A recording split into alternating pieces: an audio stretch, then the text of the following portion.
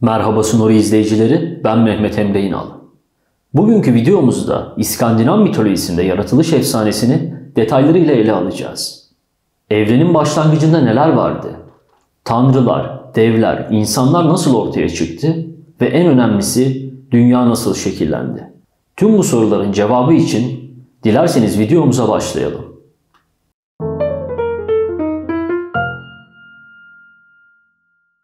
Her şeyin başlangıcında Ginnungagap adında uçsuz bucaksız sonsuz bir boşluk vardı. Ginnungagap'ın kuzeyinde soğuk ve sisli diyar Niflheim, güneyinde ise ateş diyarı Muspelheim bulunmaktaydı. Niflheim'in soğuğunu Vergelmir su kaynağından beslenen, Elivagar olarak bilinen 11 zehirli nehir daha da soğuk bir hale getirirken ateş diyarı Muspelheim'de ise lavdan nehirler bulunmaktaydı. Niflheim'da herhangi bir grubun yaşadığı bilinmezken Muspelheim'de ise daha sonra da Ragnarok'ta karşımıza çıkacak olan Muspelheim'in oğulları ve ateşten dev Surtur yaşamaktaydı. Muspelheim'in oğulları Surtur'la birlikte Ragnarok'taki görevlerini yerine getirmek için öylece Muspelheim'de beklemektelerdi. Günün birinde Muspelheim'in kıvılcımları Niflheim'in soğuğuyla Ginnungagap'ta buluşarak bir yaşam ışığı doğurdu. Soğuğun ve sıcağın Ginnungagap'ta buluşmasıyla devlerin atası olarak bilinen dev Ymir ve onu besleyen dev inek Audumla ortaya çıkmıştır. Ymir, cinsiyeti tam olarak bilinmeyen oldukça büyük bir bedene sahip kaotik bir varlıktı. Ymir, Audumla'nın memesinden akan sütü emerek beslenirken tuzlu buz kütlelerini yalayarak beslenen Audumla günler geçtikçe bu buz kütlelerini yalarken buz kütlelerinin içinde bir kafa belirmiştir.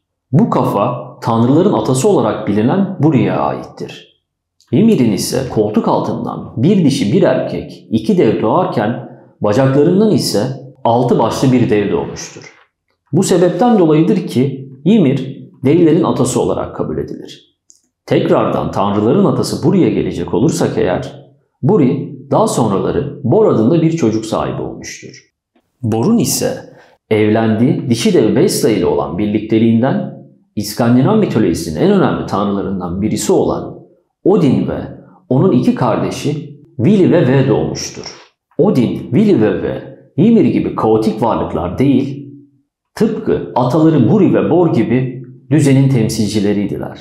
Kaosun temsilcileri Ymir ve onun soyundan gelen devler evreni düzensizlik içinde tutuyorlardı. Ancak Odin ve kardeşleri bu düzensizliğe bir son vermek istediler.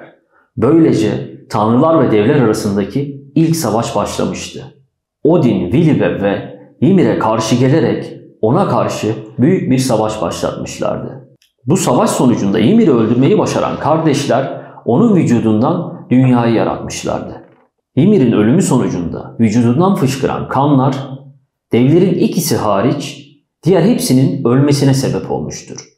Bu kan tufanından kurtulmayı başaran 2 dev, Ymir'in torunu Belgelmir ve Belgelmir'in eşidir. Belgelmir ve eşi kendilerine küçük bir sandal yaparak bu tufandan kurtulmayı başarmışlardır. Bundan sonra doğacak tüm devler Belgelmir ve eşinin soyundan gelmiştir. Bu efsane Nuh'un tufanıyla ne kadar benziyor değil mi? Belgelmir ve eşinin bu tufandan kurtulması da birçok mitolojide olduğu gibi tufan efsanesinin İskandinav versiyonudur aslında. Bir tufan oluşturabilecek kadar fazla akan Ymir'in kanı ve teri denizleri ve nehirleri oluşturmuştur. Eti toprağı oluştururken sağlam kemikleri dağları oluşturmuştur. Kırık kemikleri ve dişleri kayaları, taşları, çakılları ve kumları oluşturmuştur. Ymir'in kafatasından gök kubbeyi oluşturan tanrılar Ymir'in beynini ise gökyüzüne saçarak bulutları oluşturmuşlardır. Ayrıca Ymir'in saçı dünyadaki ağaçları, çimenleri, bitkileri oluşturmuştur. Ymir'in vücudundan çıkan larvalardan ise yer altında mağaralarda yaşayan cüceler doğmuştur. Odin, Vili ve bu cücelerden 4 tanesini gök kubbeyi taşımakla görevlendirmiştir. Midgard olarak bilinen bu güzel diyar, Ymir'in kirpiklerinden yapılmış surlarla devler diyarı Jotunheim'den ayrılmaktadır. Odin, Vili ve Midgard adlı günümüzdeki bizim dünyamızı bu şekilde yaratmışlardır. Ancak bazı şeylerin eksik olduğunu fark etmişlerdir. Bu eksik olan şey dünyada yaşayacak olan insanlardır. Tanrılar deniz kenarında sahilde yürürken kıyıya vurmuş 2 tane kütük fark etmişlerdir. Bu kütüklerden birisi kara ağacın kütüğü, diğeri ise diş budak ağacının kütüğüdür.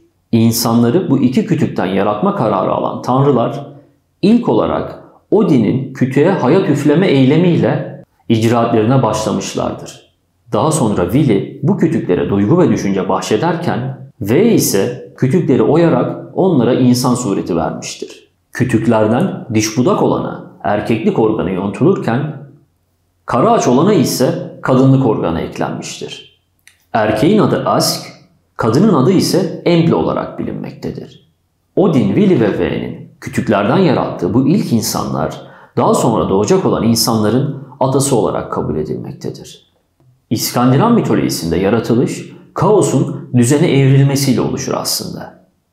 Ancak bu düzen asla sonsuz değildir.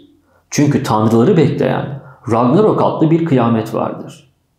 Ragnarok da aslında her şeyin sonu olarak bilinmez. Ragnarok'tan sonrası da vardır.